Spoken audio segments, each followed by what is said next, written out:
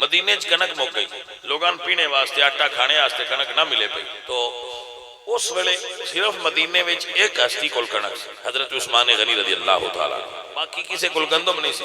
انہاں دا تجارتی مال اٹھاں دا قافلہ ملک شام تو کنک لے کے آیا، تو دکاندار گئے بھئی وہ تے بڑے آڑتی سن حضرت عثمان، انہاں کول چھوٹے دکاندار گئے بھائی جی گل کرو کنک بیچو، انہاں فرمایا منافع دی گل کرو، کتنا دیو؟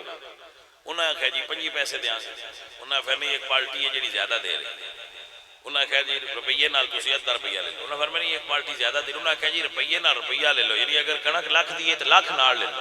انہاں فرمایا نہیں سان کوئی پارٹی اس تو بھی زیادہ دے رہی۔ انہاں اس ویلے کسی بندے وچ جرأت کیتی، اس آکھیا بھائی جڑے مدینے دے دکاندار نے وہ تو سارے آ بیٹھے، مڑو کون ہے جڑا تو اننے بعد پہ دیندا ہے روپیے نال روپیے تو بھی 9 پہ دیندے۔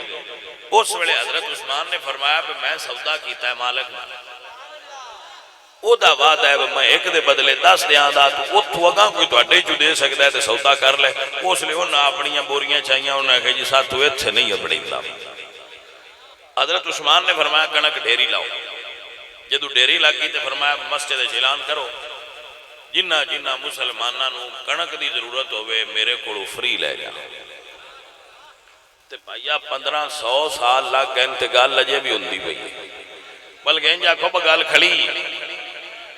تو یہ گل جڑی کھلارن ہوندی ہے ایڈی آسان نہیں ہوندی، او دے واسطے پھر جگرا چاہیے۔ تو یہ سودا کرن والے لوگ ہیں جنہاں نال اللہ سودے کیتے۔ عزیزان من میرے اللہ قرآن فرماندے ہیں ان اللہ اشترى من المؤمنین